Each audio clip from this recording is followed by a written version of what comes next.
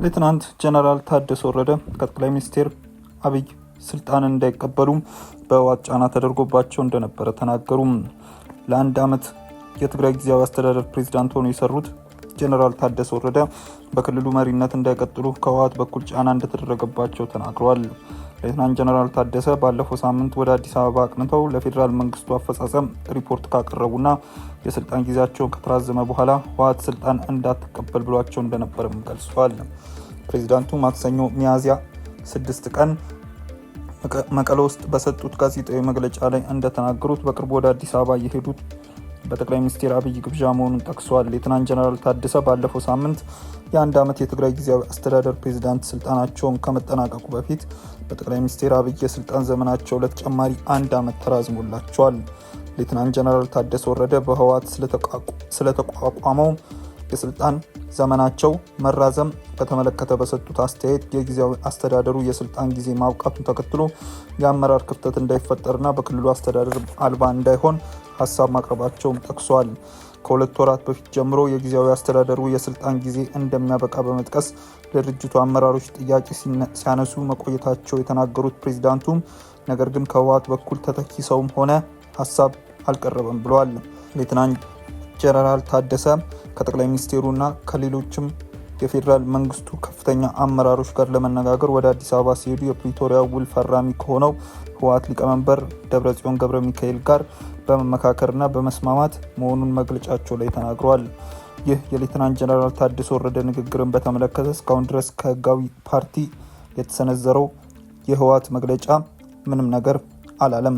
የትግራይ ጊዜያዊ አስተዳደር ፕሬዝዳንት ሌተናንት ጀነራል ታደሰ የስልጣን ዘመን በአንድ ዓመት መራዘሙ ይፋ ከተደረገ በኋላ ህወሓት እርምጃውን የፌዴራል መንግስት የተናጠል ውሳኔ ነው በሚል ተቃውሞቷል። ህወሓት የጀነራል ታደሰ የስልጣን መራዘምን አስመልክቶ ባወጣው መግለጫ የትግራይ ጊዜያዊ አስተዳደር የስልጣን ዘመን መራዘም የሁለትዮሽ ፖለቲካዊ ውይይት ሳይደረግና የህወሓት እውቅናና ተሳትፎ ሳይኖር የኢትዮጵያ መንግስት በብቸኝነት የሰጠው ውሳኔ መሆኑን ገልጿል። ፕሬዝዳንቱ የስልጣን ዘመናቸው ከመጠናቀቁ በፊት የትግራይ ጊዜያዊ አስተዳደር ጉዳይ ላይ ለመመካከር ወደ አዲስ አበባ ከመጠራታቸው በፊት በህወሓት የቀረበ አማራጭ ተተኪ ሰው ወይም ሌላ ሀሳብ እንዳልነበረም ተናግረዋል። በአዲስ አበባ የአንድ ዓመት የአፈጻጸም ሪፖርት ካቀረቡ በኋላ የጀነራል ታደሰ የስልጣን ዘመን በአንድ ዓመት የተራዘመ ሲሆን ህወሓት ግን የፕሬዝዳንቱን የስልጣን ዘመን መራዘም እንደማይቀበል እንዲሁም ሌተናንት ጀነራል ታደሰ ኃላፊነቱን እንዳይቀበሉ እንደተነገራቸውም ገልጸዋል።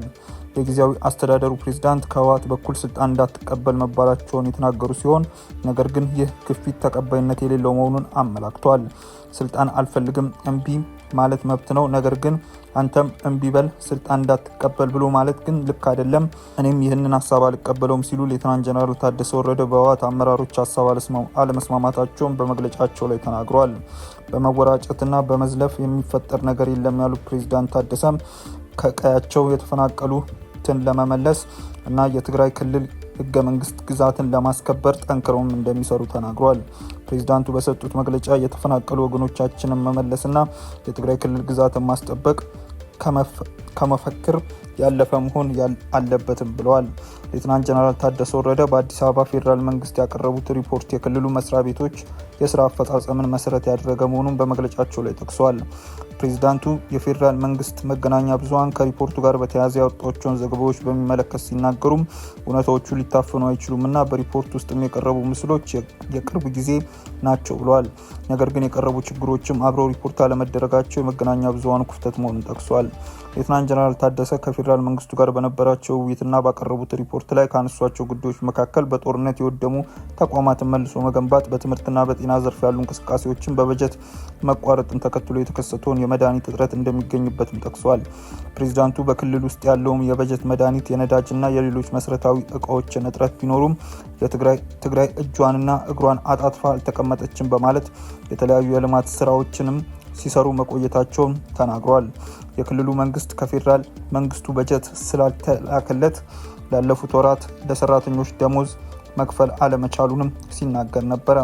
ፕሬዝዳንቱ ማክሰኞ ዕለት በሰጡት መግለጫ ላይ ፌዴራል መንግስቱ ለትግራይ መልሶ መቋቋሚያ መንገድ ለመገንባት ትምህርት ቤቶችና ሌሎች መሰረተ ልማት ፕሮጀክቶችንም የሚውል የተወሰነ በጀት መላኩንም ገልጸዋል። የፌዴራል መንግስት ሰራተኞች ደሞዝን በተመለከተ ግን ቀጣይነት ያለው ውይይት ያስፈልጋል ሲሉም ተናግረዋል።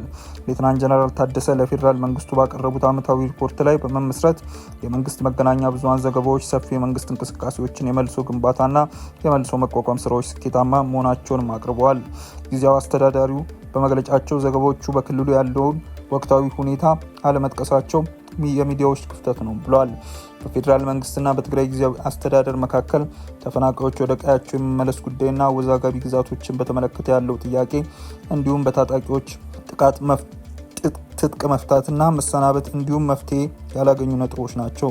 ፕሬዝዳንቱ እነዚህንና መሰል ጥያቄዎችን በሰላማዊ መንገድ ለመመለስ ጠንክሮ መስራታቸውን እንደሚቀጥሉና በምንም መልኩ ጦርነት እንዳይከሰት እንደሚሰሩ አመላክተዋል። ውድ ተመልካቾቻችን በዕለታዊው የዛሬ ውሎ ፕሮግራማችን ይዘንላችሁ የቀረብናቸው ዋና ዋና መረጃዎች እነዚህ ነበሩ። ከፕሮግራሙ ጋር አብሬያችሁ ቆይታ ያደረኩት እኔ አብዲስ አደፋር ነበርኩ። ከሌሎች የኬሎ ሚዲያ ፕሮግራሞች ጋር መልካም ቆይታም